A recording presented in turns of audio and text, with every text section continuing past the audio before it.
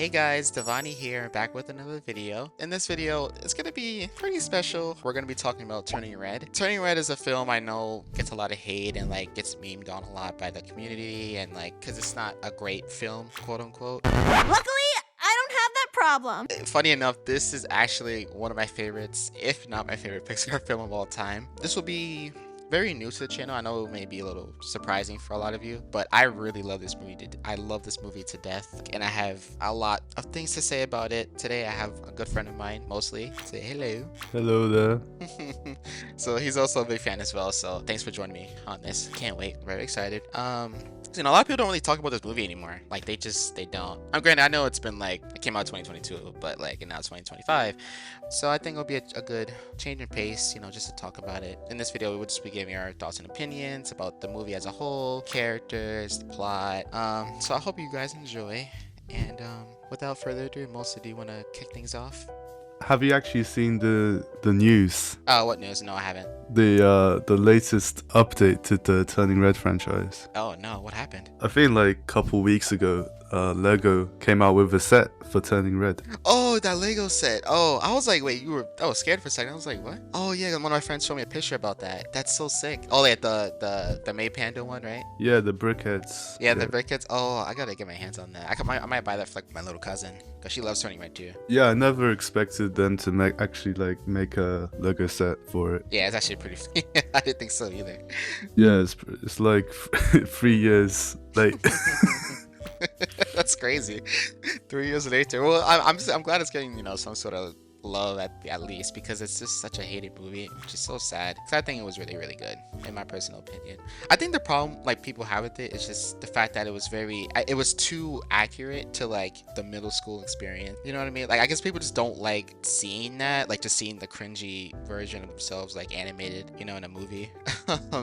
So I know that was a big, you know, like issue the movie had, but I don't know, it's just, I mean, there's nothing wrong with just like, you know, just showing the truth. Yeah, you know, but like, what do you think? Yeah, I think it's you know, this film, the rollout was probably the worst that there's ever been for Pixar. So yeah, the odds were already stacked up against it when before it even released, before it even came out. Yeah. And also like the trailers and like the kind of Pixar promotion, this weird phase with like Turning Red, Lightyear, Elemental especially, I think was also bad. Rollout specific, like Elemental was probably the worst like thing. Yeah, I remember seeing that.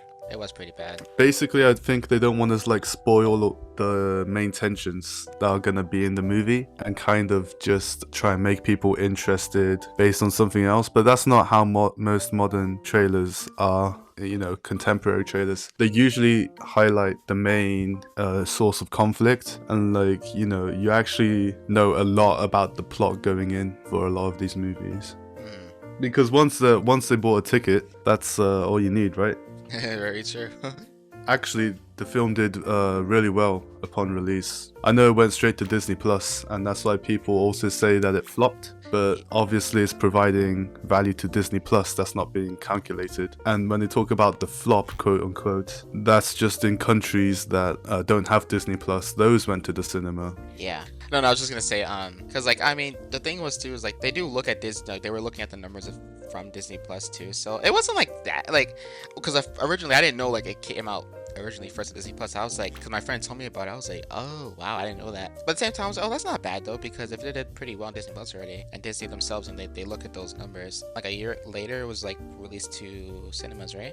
It's like a couple years. A couple years? Oh really? I thought it was like at least a year after its initial release. Oh damn. The re-roll, yeah. That was a couple years.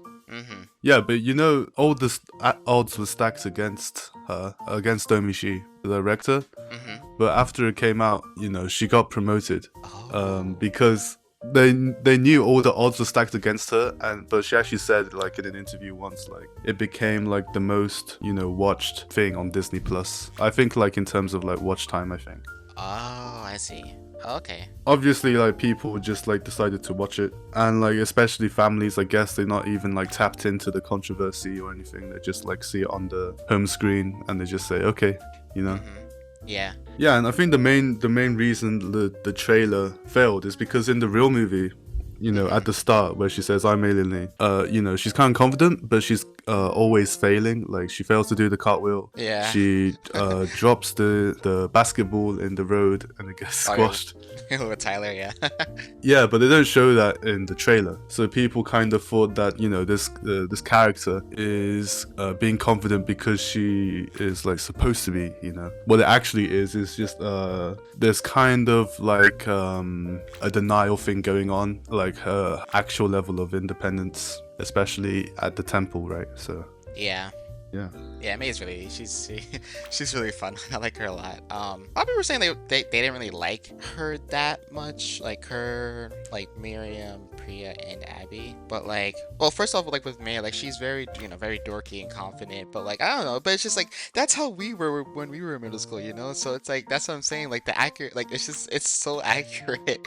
It's funny like to see it. I mean, of course, to a lot of people out there they don't like seeing that, but it's just like we were literally like that. No, but even so, but she's Yeah, also I mean, like I think May's very mature. Like she cares about her mom, her dad, her friends, like people she cares about, like and and she treats people with respect and kindness. So I don't know, like I never looked at May as like a bad like protagonist character. She's fun, like very interesting, like a very cool, fun and funny dynamic she had. Yeah, with, I mean, with her friends. like she's probably the best character to be a protagonist out of all of them. And that would make sense. Yeah. You want the writing to work. Most of the film is like from her perspective. There are like moments where it like kind of dips into other perspectives. So like when she's running back to the temple after she gets off the the train, right? Yeah. She goes panda, and then like she tries to go to school, and then like Ming turns up at the maths class, and then she runs back. Oh, you mean that scene? Oh, I wish we were back as Panda May, yeah. Yeah, and kind of like the end of that scene where she like goes into her room and like tries to hide under a blanket. Under the blanket. Yeah, and like the camera goes through like the house and it's like messed up, and like the walls are like messed up. That's kind of supposed to be showing like the perspective of like Ming and like to a certain extent Jyn as well. Yeah, like oh man. Speaking of her parents though, like I guess we can start with Ming first. I really do like Ming a lot. Design, like the personality, of course she is very demanding and like strict, kind of. I know she wants the best for May, and like Ming just doesn't really get the message. Like she wasn't really being considerate or mindful of May's feelings. Like when she mentioned when she saw how, well, she didn't really see how excited she was, but like when Four Town came on that commercial, and then May was like geeking out about it, and then Ming was like who are these people, like who are these guys, and just like why they call for it. That scene was hilarious, first of all. But then in the back you can see May just kind of looking at her like she's judgmental, like she wasn't really fond of them when she first saw them on the TV. So May was kind of just iffy about it, or about her rather. But of course kind of just brushed away after a while. I mean she kept listening to their music, like in the scene, like shortly after they had dinner. Typical like Asian mom, to what I was saying earlier. It's very accurate, like a lot of Asian moms are like that, who are very protective of their children, and in this case May.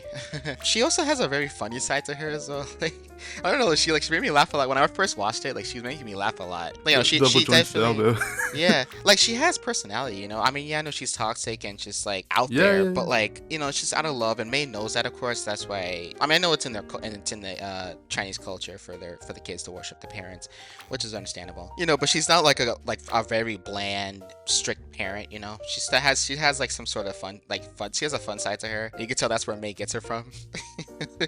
Like very goofy side of her, especially with the facial expressions. That's another thing too. Like the facial expressions of the show are very the movie are very, very good. It's like if you watch an anime, like all the anime expressions, like that's what it the vibes it gives you. It's like very anime. There is heavy influence. It's from heavy anime. influence, yeah. And like I think Sailor Moon. Yeah. Just like the expressions and like, oh man, I love it. She has been through a lot, with her mom too when she was growing up, and like, and then she attacked her in her panda form. So ever since then, she and her mom haven't been very close. Still care and love her, of course. She just never like told Ming that. not until like towards the ending. So I think ever since then, that trauma that Ming has been through during her time kind of just like sticked with her. I think it's a interesting thing. Kind of, I don't think Domishi wanted people to blame Ming specifically. So kind of the way she's as a character, she's probably the most likable, overbearing mother that you can have. But the point I think comes across extremely clearly as well, like when she turns up at the maths class and Oh god, the backyard. but yeah, it is important to note, kind of like Turning Red is conceptualized as a feminist film. That's what it's Yeah. I think the whole writing team is women. Was it really? Like I Is not one, like, really? I think that's from documentary with the movie, like Embrace the Panda. Oh. Yeah, the whole writing team was women. And Woman.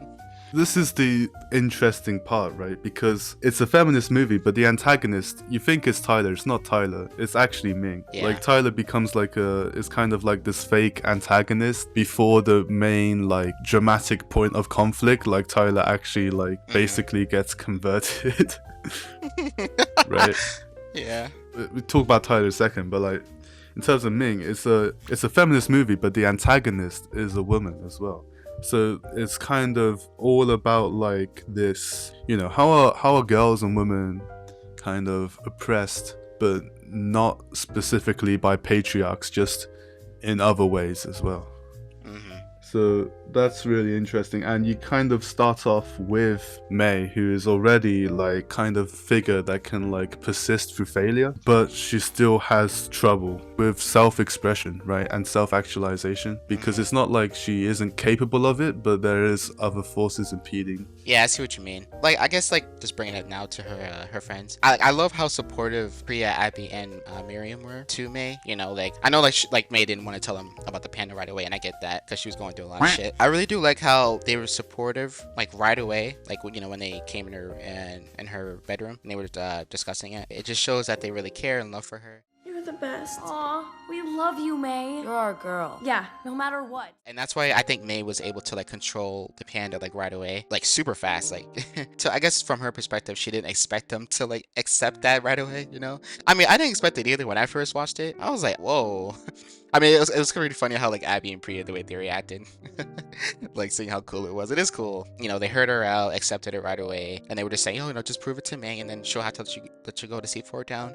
So, which is really sweet. That was definitely such a wholesome moment. I know some people were saying like, oh, like, why do they accept that right away? Like, that's not realistic. But I'm just like, it's not that. It's just the fact that they don't care if she was like, not even a panda, like let's say if she was like a dog or a cat or like a whatever, like they like Mei how she is as a person, like this like panda stuff aside, like they like how she is as a person, so they're genuine, Well, after that, Mei started prioritizing them over Ming, which is understandable because Ming wasn't really considering Mei's feelings, even though Mei doesn't really ask her for anything, and she even said that in the bathroom scene after they're playing dodgeball, and she was upset about that, and I understand because like it's just that all she wants to do is go to a concert. I mean, I know Ming was worried because of her panda, so she doesn't like trust. Well, it's not that she doesn't trust Mei, because she even did say like in that scene when Mei did the presentation for her and her dad, she was saying how, like it was them, like Fort Town, like that she didn't trust them, not her. Like she trusts Mei. It's just that like, and since Ming has never been to a concert, she said it later on in the scene with the giant panda attack at the Sky Dome, but she doesn't want to take any chances, basically.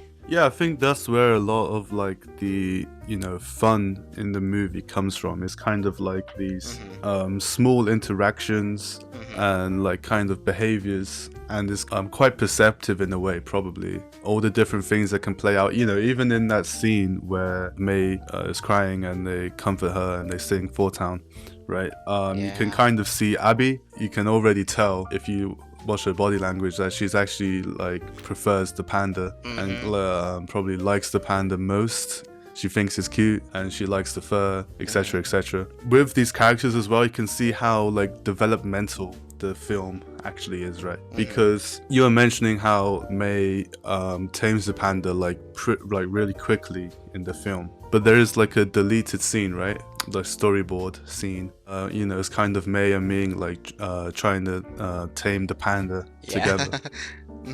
I think that was like cut out because it doesn't gel with the narrative. So you're right, like there was a version of that movie where like it takes a bit more time to tame that panda, but that was kind of given up for developing, you know, these characters, saying more about their relationship beforehand as well, like the friendship group beforehand. Yep. How well they know each other, right?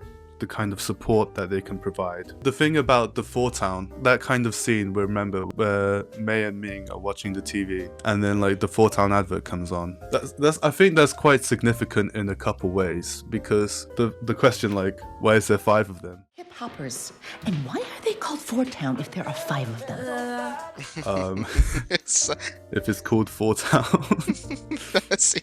Like she obviously doesn't see it, but it's like he says like the most funniest shit. Like it's very underrated. Like I really wish people kind of just said more about that about her character rather than just like her being like a toxic, overbearing mother. Cause she has like some like real goofy side of her, you know, and that's where May gets her from. So it's like, cause like, you know, Jyn is more like chill and laid back, and he was a great dad too. I think May took more of her mom's traits more than her dad. She does look like Jyn a lot. And she has the eyebrows, same with eyebrows as Jyn. May's face is a little round, but like Ming's face is a little bit long, and like Jin's face is a bit, well, he has a long face too, but a bit more roundish compared to Ming's. I just wish people talked about that more, like with Ming, like just say, oh, the mother sucked. She was too typical, very straightforward, like no personality.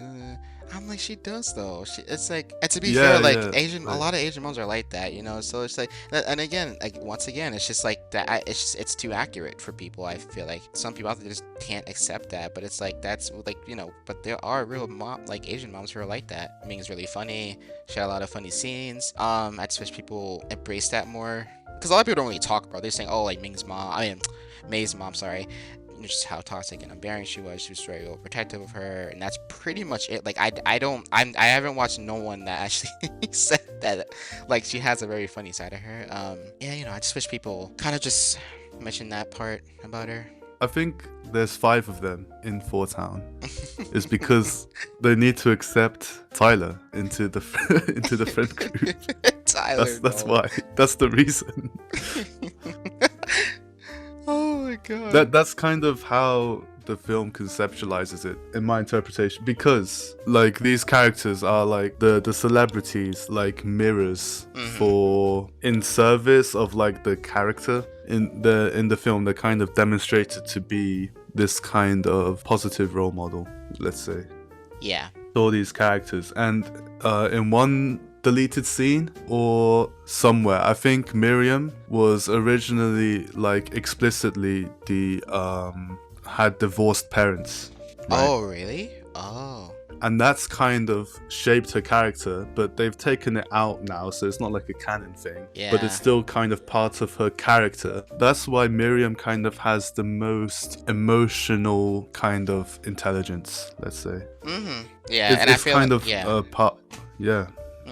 Like you can tell like May and Miriam are definitely like the closest one out of the group, you know. They're definitely the closest, you know. And Abby and Pierre, they're not like followers, I would say, but they definitely do look up to Miriam. So that I think, and that's why they're very supportive too, right? Like people were saying like the friends are very bland and like they don't really have much going on for them. But it's like, first of all, the designs, like the whole art style of the movie is just great. I love like the character design, just like the art style.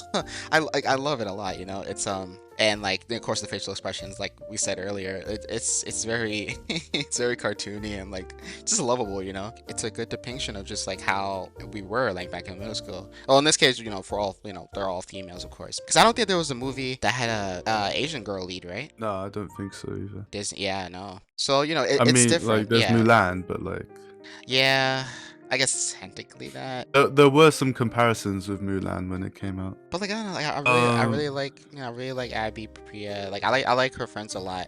They're great. Again, like they're very supportive and like they love her, of course. It sucks that like a lot of people didn't really like them. I thought they were really funny, especially Abby. It was just funny because like, I was making a lot of jokes saying like how she has like that Korean like attitude, you know, like going on to her. She's very loud. It's just again, it's accurate, and I like that. It was presented really well. I guess the only thing is just I kind of did wish we saw like at least like their like home life, if you know what I mean. I mean, granted, like I know there's no time for that because, you know, May's the main character. So it's understandable why they didn't. If it was longer, then it'll be, it would have been a longer movie. But the pacing was good. Like, it really wasn't too fast. It was pretty easy, straightforward to understand. The introduction to the friends, Ming, Jyn, Tyler. Like, you basically like get how every character's like right away. Like, the audience, we the audience pretty much know what's going on, what's gonna happen. That's the thing. Like, and another thing, real quick, the plot overall was very clever. I mean, of course, we're not females, but like the movie explains like puberty like for females super well. It's super creative, and choosing the panda as a code, like a code for period / puberty was very, very smart. Like, you're hairy, okay, so that represents the panda. Like, you bleed, which is red, and the mood swings of like anger, like an animal, like you sweat, smells. It's very unique. It's very, very unique, and I like that a lot. So like Domichi, she did a fantastic job, like in terms of plot though for the movie. I know, of course, like some people don't like to see that. Like, in my opinion, I think it was really, really good and clever. And the jokes too, especially. Like, overall, I think the plot was really good. Some people said like you don't even need to have the panda, right, for this film to work. I disagree. There's a transformative aspect. This is a transformative movie because you're talking about like the facial expressions and the kind of the animation and art style of it. They're kind of overturning a lot of established convention with this film as well inside of Pixar. Western animation, is all about ease in, ease out, and kind of like these smooth movements. That there's this grace to it, and you want it as graceful as possible because that's smooth, and then like smooth is good. It means you're a good animator. People can't tell it's animated. And Domichi said, no, let's make the movement snappy. Let's make it kind of let's add all these additional ornaments specifically related to animation. Let's make this less grounded. Yeah. So you have like the eyes as well, right? The dreamy eyes. The anime eyes. I love it. A bunch of impossible snappy movements, like these extended movements. There's also a joke where like you don't pause turning red because if you pause it in one of like the transitions, you get like a funny frame, right? Yeah. It's because there's all these like snappy movements in, and it's like a real turn. You talk about like possible improvement would be like seeing more into Miriam's and like the other friend groups. There are like subtle clues left all around. There's another thing. Miriam's parents' divorce is like that scene where May is going out to quote-unquote mathletes, right? And Ming tries to stop her, and the aunties come anyways. May says, Miriam's dad is bringing pizza. Miriam's dad is ordering pizza. Save me leftovers. What if I come with you? That is just like another piece of just like leftover context that's not in the movie because it doesn't need to be. And also there's like Tyler, big old house. It's basically just clear that his parents have money. His house has a pool. Compare this to the other 4 townies. They weren't able to get the tickets easily. They had to like scrap up some change using the panda. Yeah. But Tyler, he just shrugs at like $200 offer from May, right? Under the bleachers. Yeah, that was so funny. Yeah. Yeah, and at the concert itself, Tyler has all like the official merchandise on. That's probably like costing loads as well. And then like, the original 4 townies, they just all have like, it's like homemade merchandise, which is like quite cool as well. I love that. I just love that twist of just Tyler being just like, no, that really threw me for a loop because like I was like, what the hell? Like no, but I liked it though. Like I like how in the end, like he ended up being a Fort Townie or being a huge fan of Fort Town, just like them. And of course, like when they saw that when he came to the concert, he was like, "Oh, Tyler, I'm not Tyler," and then they just accepted him right away, hugging him, like despite May attacked him and like that was it. They weren't going to talk to him anymore, like or he wasn't going to talk to them anymore. The fact that they were very quick to forgive him because of the Fort Townie was really, really funny, and the fact that he even likes Fort Town and like it was a nice twist to his character, like the mean bully, right? Like towards them. Like Tyler's character is interesting because you can tell he really just wanted like friends because like yes, he was popular, but like no one in school actually liked him. He he has all his money, like his house and everything, but he doesn't really have like friends, because he was an asshole. And he did, and he was a big fan of May's Panda, and like remember he was like in line, he was listening in line, but then they put like a no Tyler sign. That was funny as fuck. But like So after that, he had to like I do respect him for not like basically snitching right away, like about them hustling Panda, especially May, to May's mom. I mean, yeah, he did threaten her, like when she was about to like beat the shit out of him, but he didn't say anything. Granted, it was very manipulative of him to do that. Like, do this for me, or else I'll tell your mom, So it was very manipulative behavior. In that case, he didn't really have a choice because they weren't gonna let him, because he was mean to them first. They didn't want to accept him right away or be his friend, and all that. That he kind of didn't really have a choice. But in the end, he just wanted friends just to hang out with. It was nice to seeing him like towards the end, walking away with them, just hanging with them. It was a very nice change. Nice direction for his character. Like, I didn't expect him to be cool with them, like, hang with them right afterwards. I thought it was just like the concert and that was it. But like, we saw him again towards the end. I was like, oh, so he's like cool with them now. Yeah. It was nice, And then Ming invited them like for dinner too, like, and Ming changing a lot towards the end. The character development for a lot of them is very, very good. I'm a big fan of that. It was a really funny twist. I didn't expect that. Yeah, like the music too of the movies, it was like top notch. Like, it's fantastic. The music was really, really good. I like the music a lot for a lot of scenes, and the Fort Town, of course. The animation was smooth, like very stunning and crispy. Like that scene like where Jyn was cooking the food, like it looked so realistic. And like that scene like when May was sweating when Ming came in, nervous, like when she was like nervous when Ming came in to give her a snack, and all that sweat was coming down her face, like, and then how realistic the sweat looked. I was like, dude, they went crazy with the animation. It's so stunning and just beautiful. It's great. People really can't deny them. The animation was fucking gorgeous, for Tony Red. You can look at any shots with like close-ups of like the clothes, and you can see like the individual fibers in the clothes as well. Like the clothes, like just the setting. Like, I like the school, I like the temple.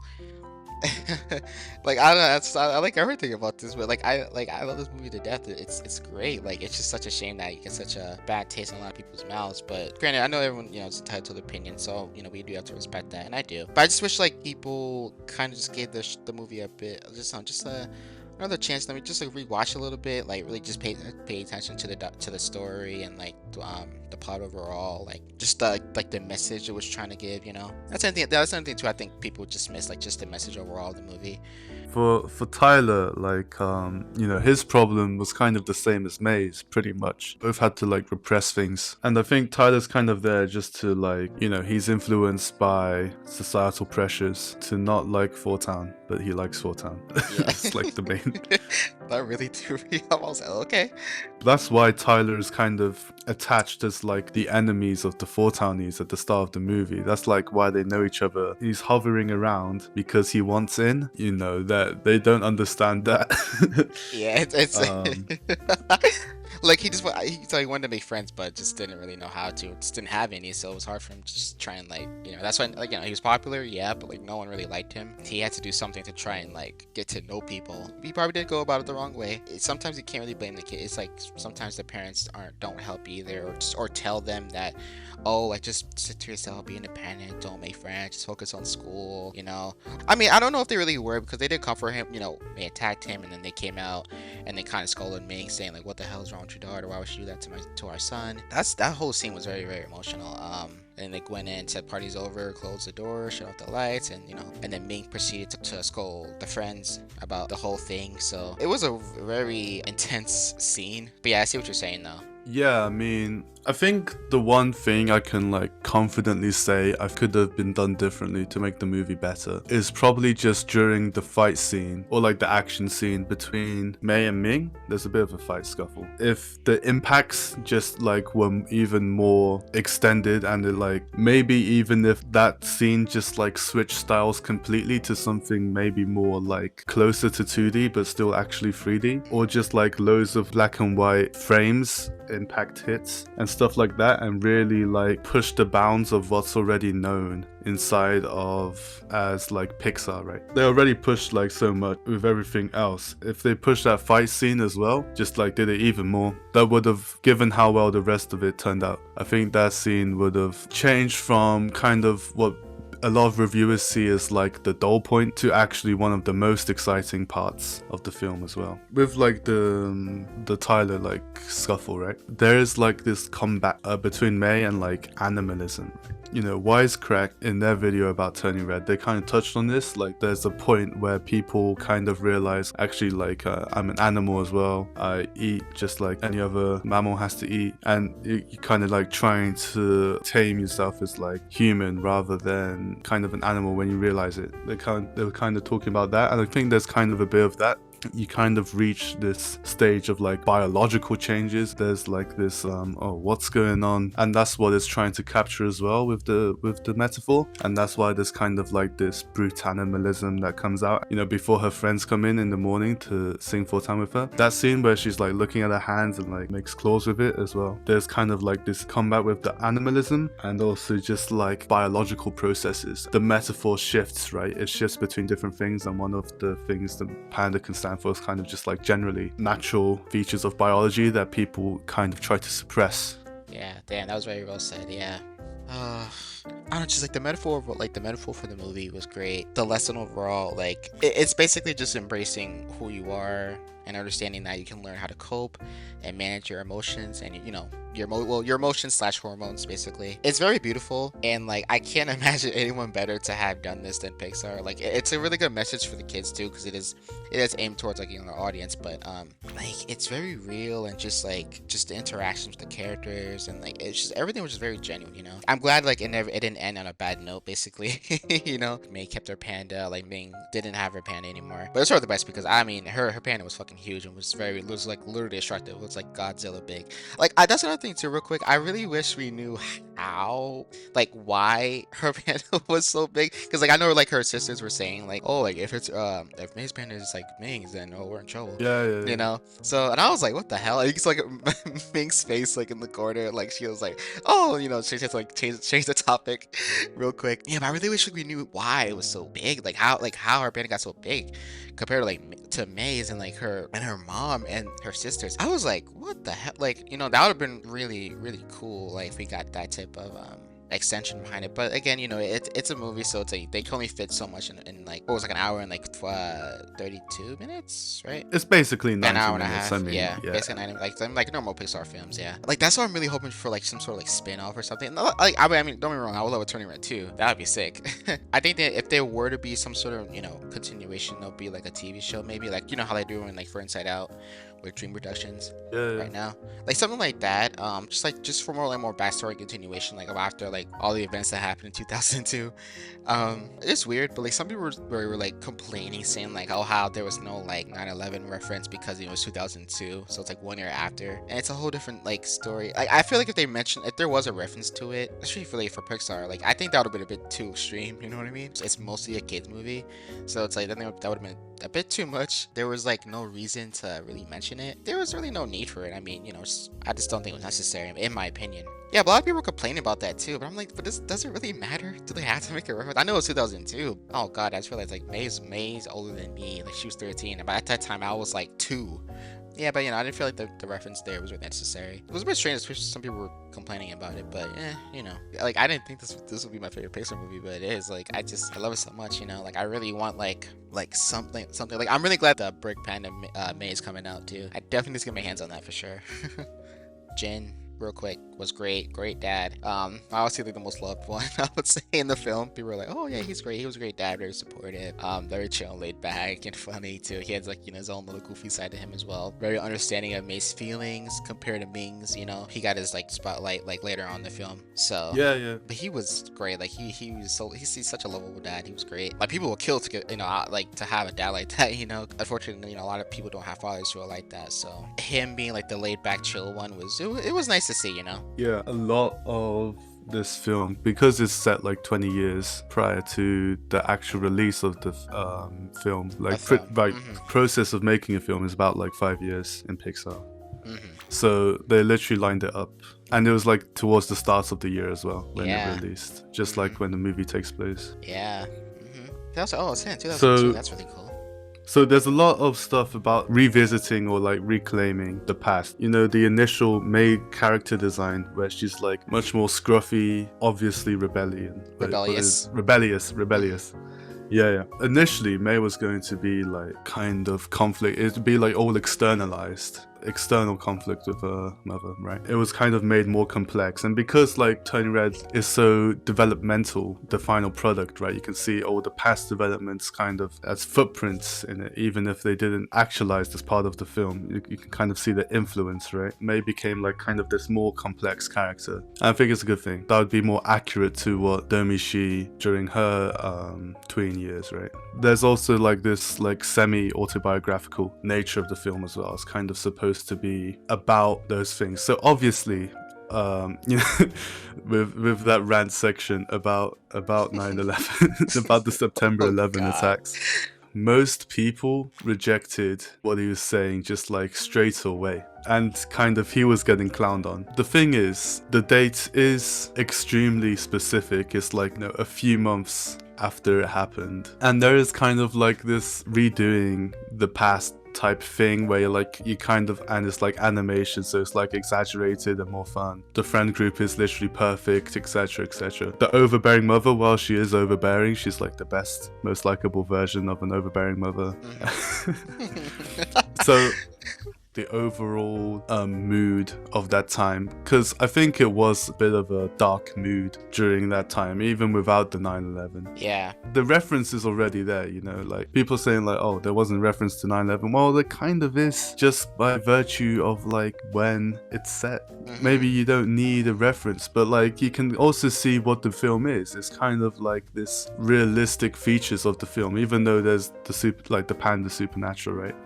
You know, during the ritual, I was wondering, before the ritual started, you know, when I first watched the film, I remember wondering, you know, is this going to be like a supernatural thing? Or is it just going to be like, you see the ritual happening, but there's no like supernatural features, you know, or visuals you can see, something that you can observe in real life, you know. I was wondering what kind of angle they were going to take it with on my first watch.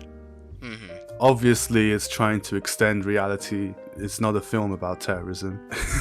Yeah. Right? So, a reinterpretation of like a difficult personal things. Yeah, like just hearing, it was nice, like just, you know, reading and hearing the criticism overall from all these people about what they think about the film, you know. And of course, yeah, it's not perfect. There is a lot of flaws with it. You know, nothing's perfect. No one's perfect. That's just how it is. But I don't think it was like a bad movie, you know. Like I don't think it was like, people say it was terrible or shit. Like, it really wasn't bad though. Like the realism, it's just like how accurate it was. Like it has to be like something, like one of those two, because like it's not really interesting.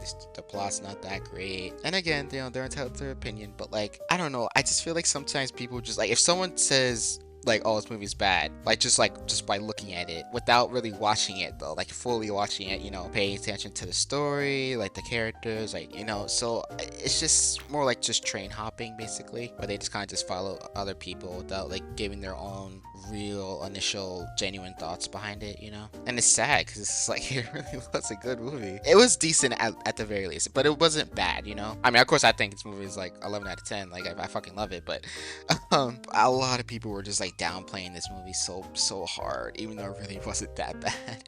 Oh, okay, it's cringe, yes, but not for every single scene, to be fair, you know. And again, they're middle schoolers. That's just how it was. That's how they are, you know. That's how we are when we were in school. So it's like spot on. It was too spot on for them. They just really couldn't accept it, I guess. Like, it's weird. It's weird. In my personal and humble opinion, this movie was really, really good. I enjoyed it.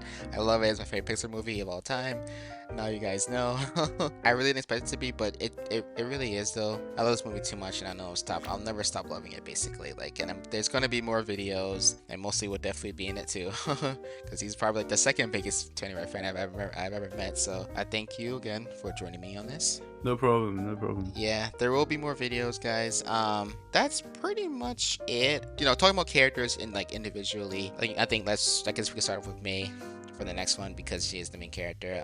But you know, we just want to give our thoughts and opinions about Turning Red because, you know, no one's really doing it anymore. So, you know, because it's not not a fan favorite, but but we really do love this movie, so we're gonna try and like keep the love train going for Turning Red as much as we can. Though there will be more videos, guys. I'm very excited for this. Yeah. But I Hang on, hope. 1 second. Mhm. I just want to note, you're talking about like people rewatching the movie Mhm. and giving it a second chance. You know, Mr. Enter, who originally criticized the film for not referencing 9/11 directly. He actually made a second review. He converted, did a 180, and he said it was the best Pixar. 360. Really? Yeah. What? The guy Bro. that set it all off eventually converted and said it was the best Pixar movie. Because it is. It's the best That's Pixar crazy. movie. Wow. No, but that's what I'm saying. Like, Okay. I just want people, like, guys, please, for those of you out there, if you have watched it, please rewatch it. Like, just give it a little, give it another chance. Like once you really understand like the meaning, like what the character's been through, especially Ming and Mei, it's very, very intriguing. Okay, real quick, just like with like when Mei was in the portal and they were in the forest and she walked over to younger Ming and she was crying and she was telling her that like I hurt my mom, and then from there I was like, oh, so that's why grandma had the scars. So I was like, so Ming was the one that attacked her. I was like, oh damn. So that's why, and Ming gets so nervous around her when she's around. Like, that's the thing. Like that. It's just, I just remember like that scene, like when like Ming's mom called her, and then she was like, "Oh, I'm not here," and then she's like, "Mother, hello." Yeah. And then like she's like, "Okay, no, I'm gonna do the ritual myself." And then Grandma was like, "No, we're coming with reinforcements." And then she was like, "No, I can handle it." And then she just hung up the phone and just had that scared ass expression on her face. Like it was so funny. I love it. Like yeah, guys, please just rewatch it. Like try and spread the word. Like if you can, of course. But it's a classic. It's such a classic movie. Like I'm praying for like a spin-off or like a Turner Red 2 or something. I mean, they could do a continuation because there were a lot of unanswered I questions. wouldn't hold your breath, but like yeah, but like know. I don't think I don't know what's ever gonna happen. But if they get like a different director, but I mean, if she's willing to, I mean, I think she'd be down for another movie or like a show or something. I don't mind. Like she just blew everyone away with Bao, just like by pulling an emotional twist, and this is what she decided to do. And you know what? Probably the right call, because I think it's just one of the best movies. Yeah, really. So of all the people say, oh, this is one of the best movies, I don't think they matched turn like. So a lot of people out there, they're like, oh, it's the worst Pixar movie ever. It's not that bad. Just give it a shot, Just at least watch it, Like, just don't hop on the hate train. At least try and watch it. Just like at least try. Just give it a try. It doesn't hurt to try. But yeah, just hoping for just some sort of news, because I would literally cry if I heard like a 2022 announcement, or like, I mean, they're making Incredibles 4, so I mean, like, I'm not Incredibles 4, Incredibles 3. So anything's possible, I'm more excited for like Olio and Win or Lose. Yeah. Oh, and that Hoppers movie too. Like, I mean, that's not coming until like 2026 or 7, I think. But yeah. But like, I think Olio looks great though. Okay. Yeah, it does. Yeah, guys. I hope you all enjoyed. There will be more Turning Red videos. This was very, very fun. Thank you mostly for joining me with this, joining me on this rather. Sorry, I had a lot of fun. We'll definitely talk about more characters individually. But yeah, guys, I hope you all enjoyed. Make sure to like and subscribe. Mostly's channel will be in the description. He makes really good videos. And yeah, I hope you guys have a good one. See you guys in the next video. Bye bye.